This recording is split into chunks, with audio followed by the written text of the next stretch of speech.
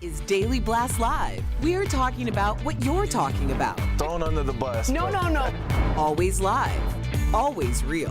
Always unpredictable. I'm not okay with that. It sounded good when I thought. Log on and join our live conversation. I'm in. Tori just won't let it go. DBL starts right now.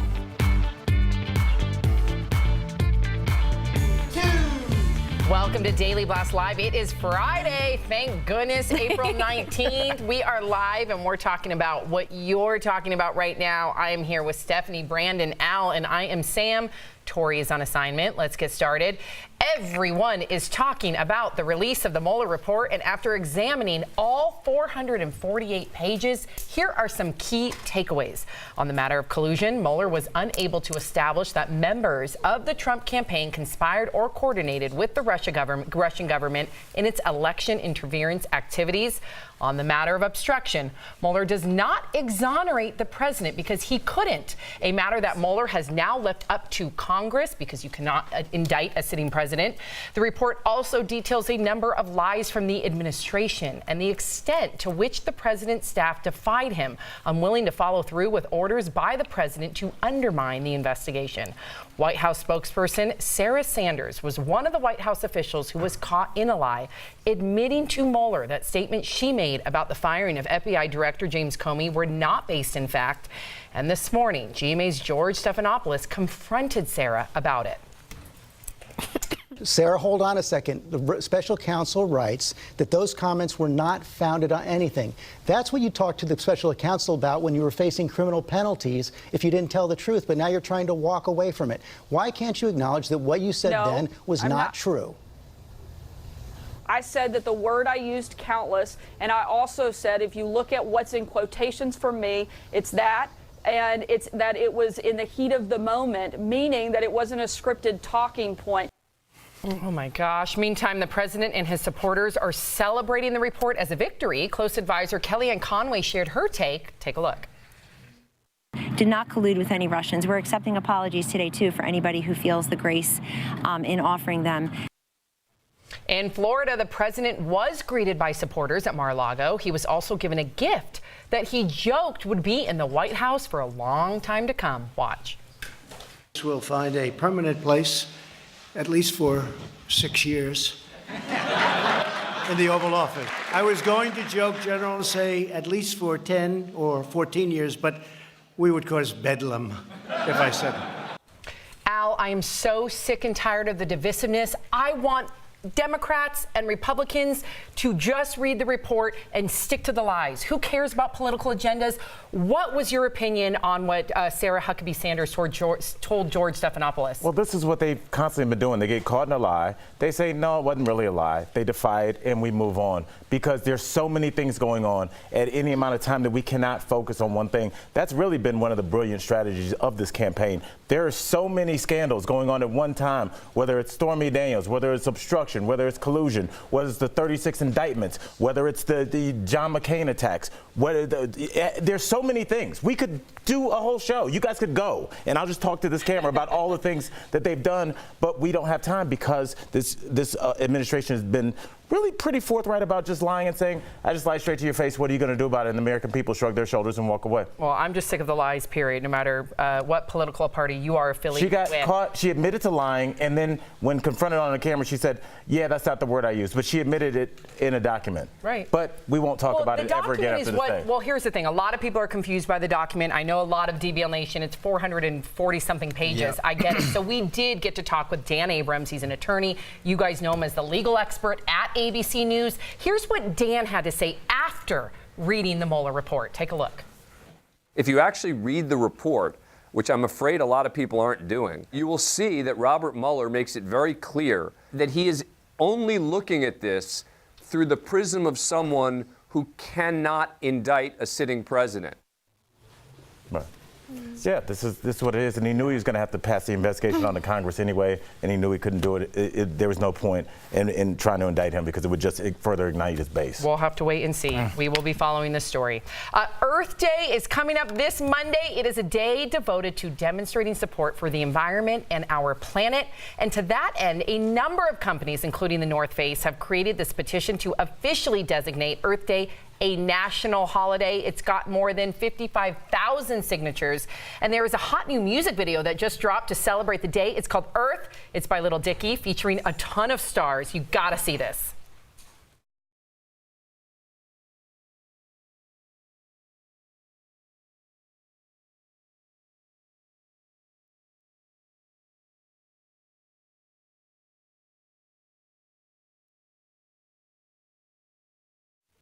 Proceeds from the song are all going to a good cause, the Leonardo DiCaprio All $20 Foundation. of it? Excuse me, Al. We'll get to that, Al. That song stunk. Okay, the message is more important now. Little Dicky explains why the message is so important. Watch. Guys, everybody looking at whatever the Leonardo DiCaprio is always pushing, because I feel like that guy knows more about the earth and how we're it up than anybody. And in case you missed it, the video features all sorts of stars like Justin Bieber, Ariana Grande, Snoop Dogg, Kevin Hart, Adam Levine, Miley Cyrus, Katy Perry, and more. Stephanie, is this the new We Are the World? I think this is genius. I love the concept. I've never heard of Little Dicky prior to this, but we all know about Leonardo DiCaprio and his campaigns to save our Earth. Now, this is a great publicity stunt because we're all going to be watching it. Little kids are going to love it. They're going to learn so much from this.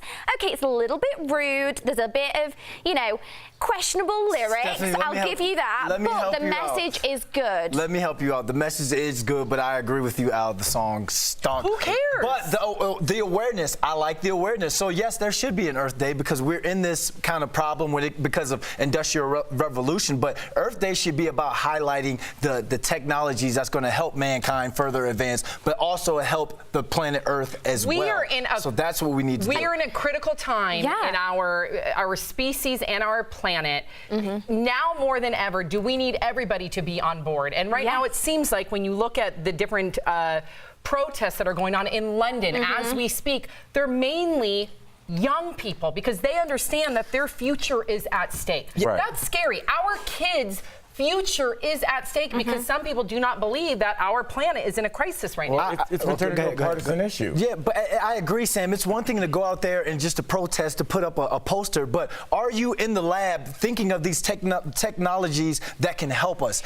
Because if it wasn't for the Industrial Revolution, we wouldn't have had the machinery to build these countries. So that's what I'm saying. We need to progress. If it wasn't for the Industrial Revolution, we wouldn't have so much plastic that's completely killing our planet. I don't think it's got anything to do with that. We wouldn't be here, though. I think it's got nothing to do with that, Brandon. I think the protest, you're saying that does nothing. Those people are making awareness, creating a form so that the government have to make change. She's right. Okay, the awareness, but what about the technology? You wouldn't be here because you wouldn't be able to be on a plane to get over here. What do planes use? Jet engine. They use fuel. Well, we need the fuel. So we'll find out the way to make green energy and to make planes and different machines safer to the earth. Something called the Green New Deal. Check it out, and it definitely, a lot of people, it's very controversial, but I suggest that everybody reads it because the whole point of the Green New Deal, no matter what, is to save our planet. And I believe that we need it. The planet's getting warmer, and so is this panel. Yeah. All right. Good conversation. Really good conversation. Chime in, DBL Nation. We want to hear from you.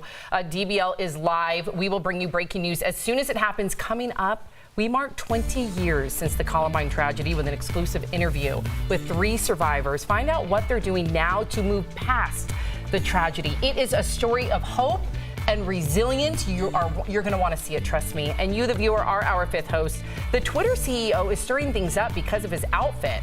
What do you think? Can women wear the same things as men in the workplace? We share your comments live coming up next.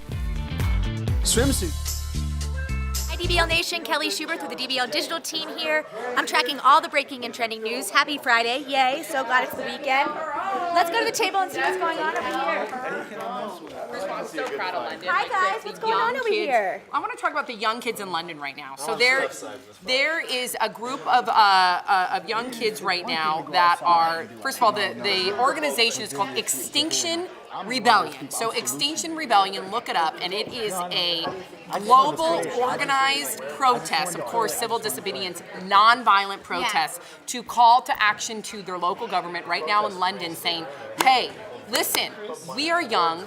We want to be able to have children, grandchildren, and still be on a planet where we're not going to be refugees from natural disasters. And so it's a beautiful thing. And talk about why it's important to protest, because Brandon didn't think it was that important. So I'm not entirely sure of the policies in the USA on this, but in England, as soon as you have over 10,000 signatures on any petition, the government have to take action, and they have to see. I think it's 100,000 here, but don't mark my word. But Okay, 10,000. Well, anyway, as soon as you get a high volume, the government have to take action. So that's why people are protesting. It's to raise awareness. It's to make people listen. It's to so that the media are covering it. I understand what Brandon's saying. Holding up a sign, okay, in the short term, isn't going to do anything. That day, it's not going to change anything. But then the government have to discuss it. They have to make a policy, and they have to take action on what they're doing. Extinction. Look up Extinction Rebellion. Like, they are such an incredible globalized movement. It reminds me a little bit of like the Women's March. You saw how many people turned out globally for the Women's And March. a lot of people would have said, "Oh, it's a march. It didn't do anything." What happened in Congress this year? It changed, right? I'm not trying to take away when it comes to that. I'm not trying to say like the protesting does nothing. My thing is, we need planes. We need John Deere tractor trailers and stuff. Here's So let's things go you can green do. with those. Yes, you can go green. You can listen. The two largest contributors to greenhouse emissions is animal agriculture, so really check in when it comes to how you're eating your food, and also petroleum. So petroleum, animal agriculture, those are the two largest components when it comes to greenhouse emissions. Emissions. One thing I'm emotional. You should be. You have a baby.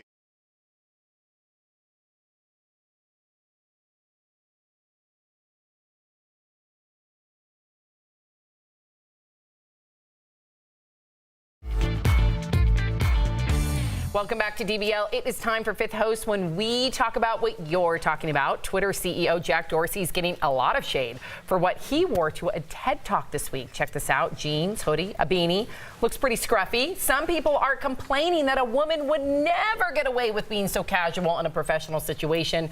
So DBL Nation, we want to hear from you. Is there a dress code double standard? Can women dress the same place or same as men in the workplace? Take it away, Brandon. All right. Nancy from Facebook says there's a double standard. I'm retired now, but when I worked as a receptionist, all of the women wore full faces of makeup and did their hair. The men just threw on whatever suit they had been wearing all week. And I just look at it like this. I'm glad I come from a sports base because production.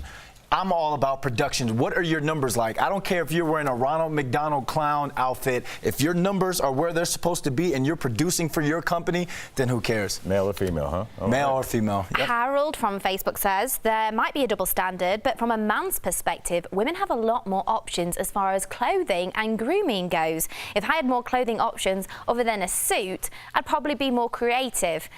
I think that's a really lazy answer, to be honest.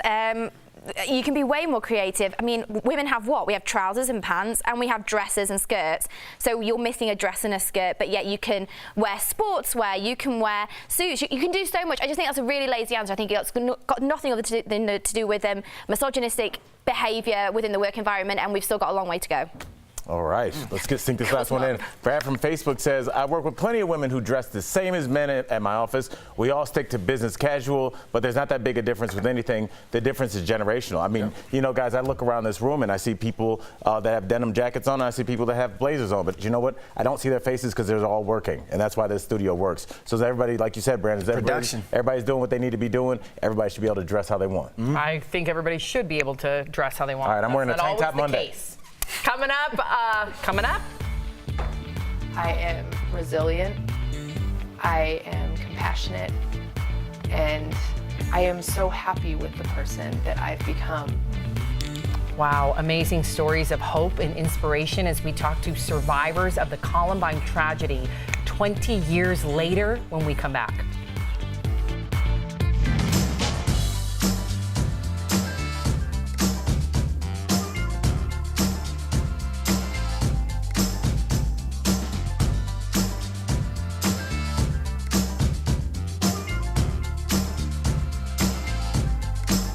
Guys, happy Friday. I hope you guys stick around. We have really emotional interviews and testimonials from some of the Columbine survivors.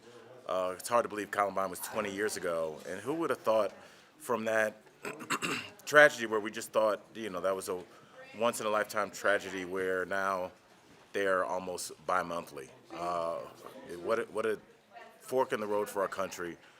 Let's hope that with knowledge, with awareness, with increased safety measures, we can have less and less of these until they're ultimately no longer a part of our society. But I'm anxious to hear these survivor stories because it's important, because unfortunately we now have hundreds and hundreds and hundreds of survivors of school shootings. And, we've tragically lost, I know for a fact, one, maybe even two Parkland students post the tragedy just due to survivor's remorse. So there are people that need to learn how to cope with this intense PTSD that unfortunately is going to affect thousands of Americans because these school shootings have been so pervasive over the last 2 decades. So watch this and then let's put the stop to these. Thanks, guys.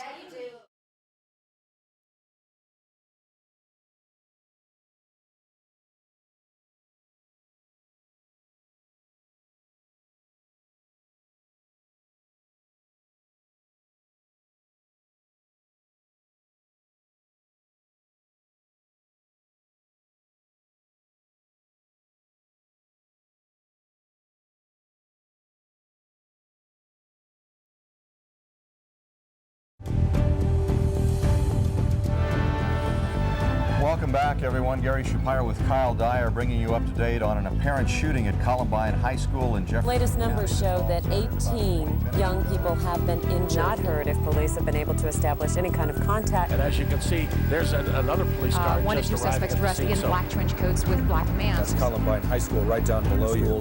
A shooting this morning just before noontime. Behind here, they've just put on their full body armor. A couple hundred more, and there are some of them right there. Move as fast as you People that are inside the school may be getting out of the school. Maybe. Again, strongly urge that you do not come here.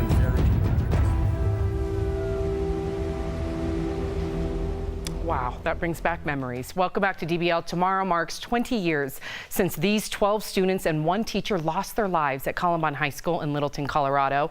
The horrific events of that day forever etched in the minds of every survivor.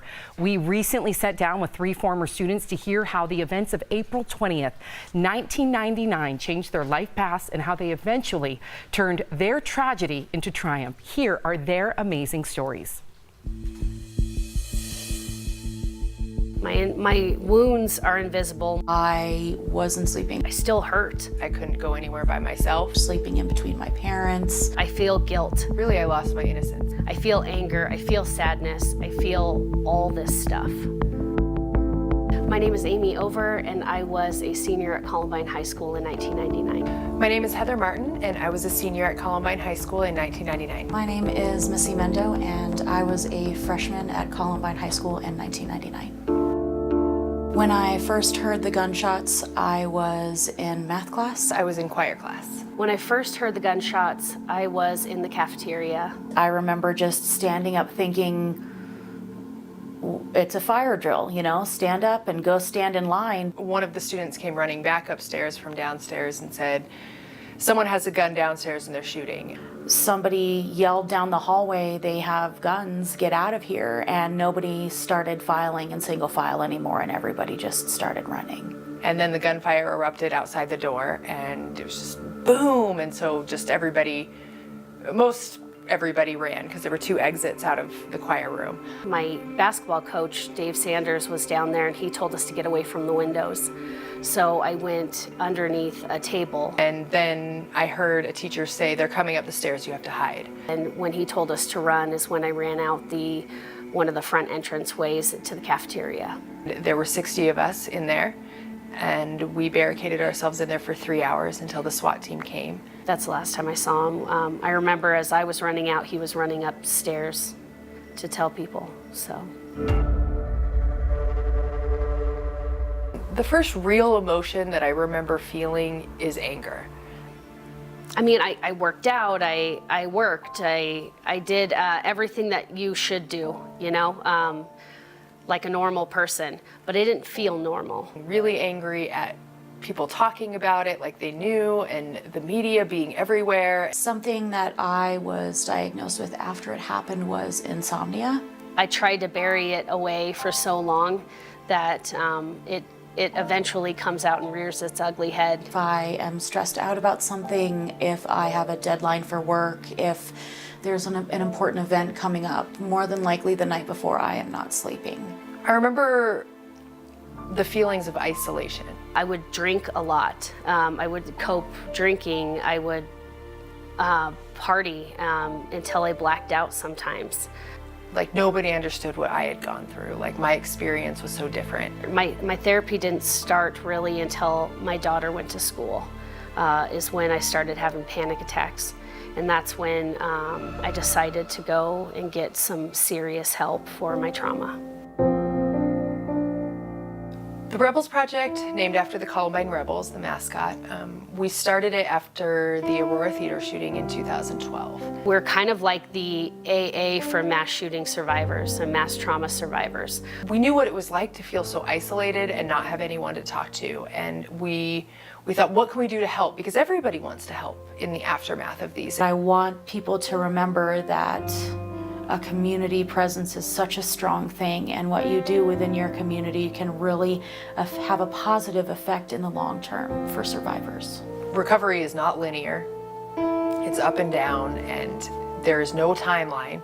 You can let them know that you're personally there for them. It's really, really helped change my life for the positive. It's nothing like it to hug another survivor. They just get it. Yeah. It's been 20 years since Columbine, and I am still affected by it. And I am also happy to help others. So in turn, sadness has started to become light, but it still deeply affects me 20 years later.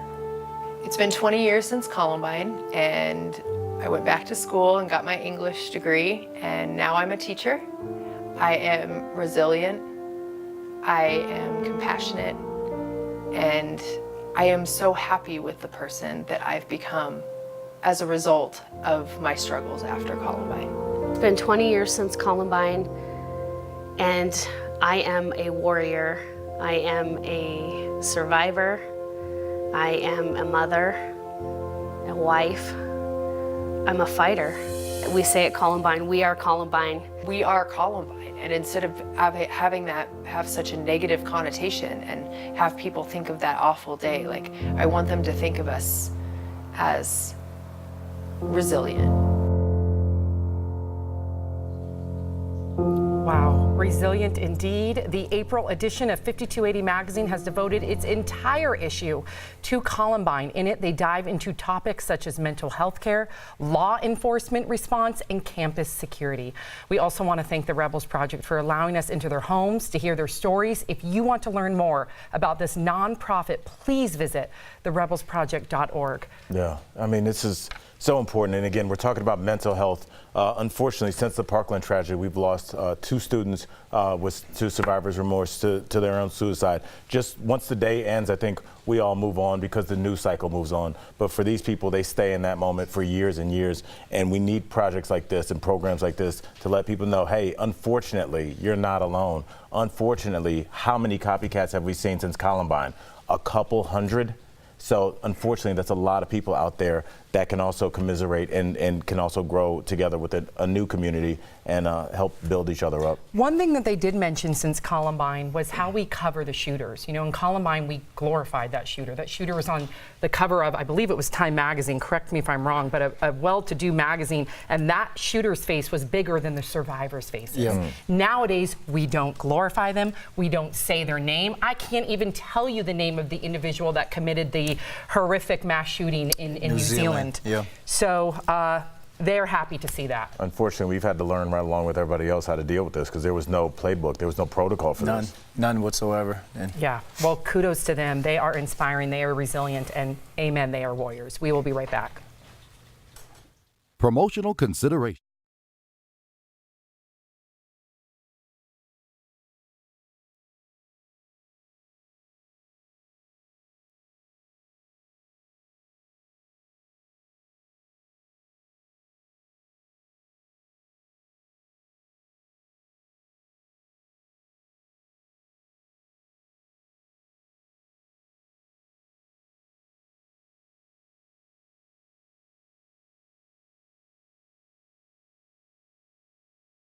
So yeah, definitely An emotional piece. Client risk.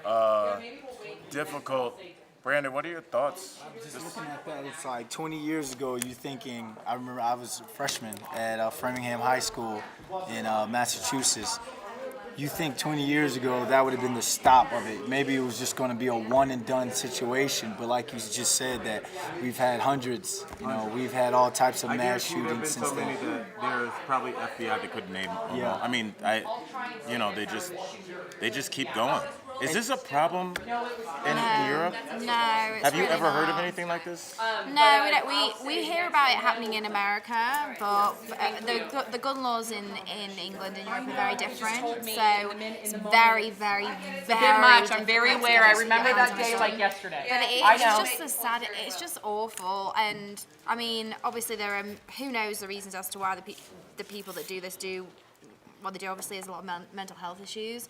But I just think there needs to be so much more stricter laws in place in the United States. This must feel so odd for I'm you. not saying that you guys shouldn't have guns, and I know that you guys are very, pro firearms here, and that's part of your culture and your heritage, and that's fine. But I just think that there just needs to be so many more laws than hoops to jump through to even get your hands on a gun in place. I know. I mean, Canada has more guns per capita than we do, but they don't have the mass shootings that we do. And do they have a different law when it's? Oh yeah, you get random checks where you need to have your gun in. If there's any Canadian viewers for any reason watching digitally, please chime in. They need to have their gun in one safe and like their bullets in another, and it's completely different the way that they their background checks and how stringent they are and how you place your guns versus like the bullets and things like that. So. I don't know, Brandon. Do you think it's just a fool's errand to even be talking about guns? We already have them. They're not going anywhere. No one's going to come collect them. I think it's different. Our country, it's going to be really I feel hard. like it's going to be hard to really ban hard that, to put those laws in place, because if you look at it, lobbyists and people, there's so much money involved with it, and people getting rich off of these things, where it's just going to be hard to come up with the legislation to like put those laws in place. But how about that lady? I forget her name just now. She becomes a teacher 20 years later, from the Columbine thing. And I just wonder her mindset when she walks into school each day. Like it has to be, but I think she looks at it as one of those things where it's cathartic to her to be able to go in, comfort children, comfort kids, talk to kids. I think she's probably an amazing teacher just because of the way she's able to connect with kids and stuff, man. Like. That's right.